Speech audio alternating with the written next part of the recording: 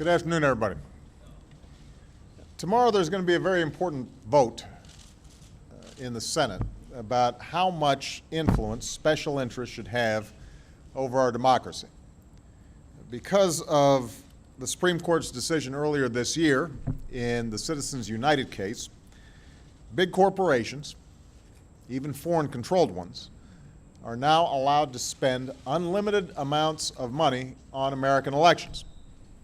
They can buy millions of dollars worth of TV ads. And worst of all, they don't even have to reveal who's actually paying for the ads. Instead, a group can hide behind a name like Citizens for a Better Future, even if the more accurate name would be Companies for Weaker Oversight. And these shadow groups are already forming and building war chests of tens of millions of dollars to influence the fall elections. Now imagine the power this will give special interests over politicians. Corporate lobbyists will be able to tell members of Congress if they don't vote the right way, they will face an onslaught of negative ads in their next campaign. And all too often, no one will actually know who's behind those ads. So the House has already passed a bipartisan bill that would change all this before the next election.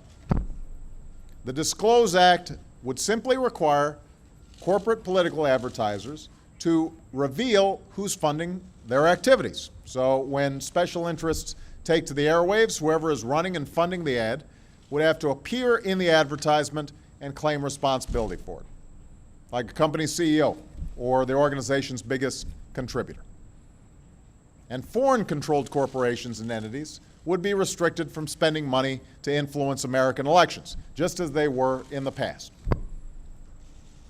Now, you'd think that making these reforms would be a matter of common sense, particularly since they primarily involve just making sure that folks who are financing these ads are disclosed so that the American people can make up their own minds. Nobody's saying you can't run the ads.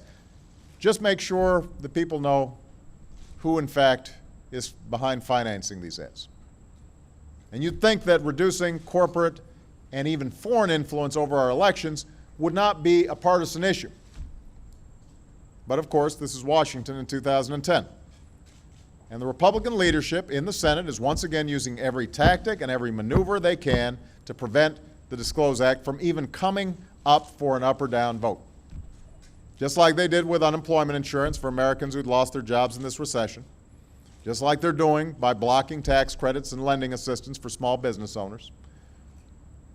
On issue after issue, we are trying to move America forward, and they keep on trying to take us back. At a time of such challenge for America, we can't afford these political games. Millions of Americans are struggling to get by, and their voices shouldn't be drowned out by millions of dollars in secret special interest advertising. The American people's voices should be heard. A vote to oppose these reforms is nothing less than a vote to allow corporate and special interest takeovers of our elections. It is damaging to our democracy. It is precisely what led a Republican president named Theodore Roosevelt to tackle this issue a century ago. Back then, President Roosevelt warned of the dangers of limitless corporate spending in our political system. He actually called it one of the principal sources of corruption in our political affairs. And he proposed strict limits on corporate influence in elections. Not because he was opposed to them expressing their views in the halls of democracy, but he didn't want everybody else being drowned out. He said, every special interest is entitled to justice, but no one is entitled, not one is entitled to a vote in Congress or a voice on the bench or to representation in any public office, because he understood those weren't individual voters. These are amalgams of special interests. They have the right to hire their lobbyists. They have the right to put forward their view. They even have the right to advertise, but the least we should be able to do is know who they are.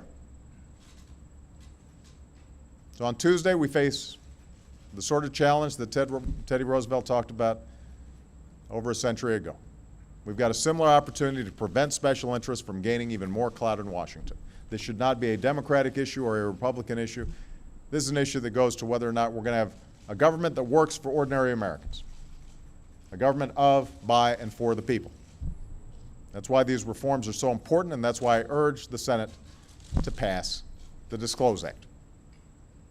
Thank you.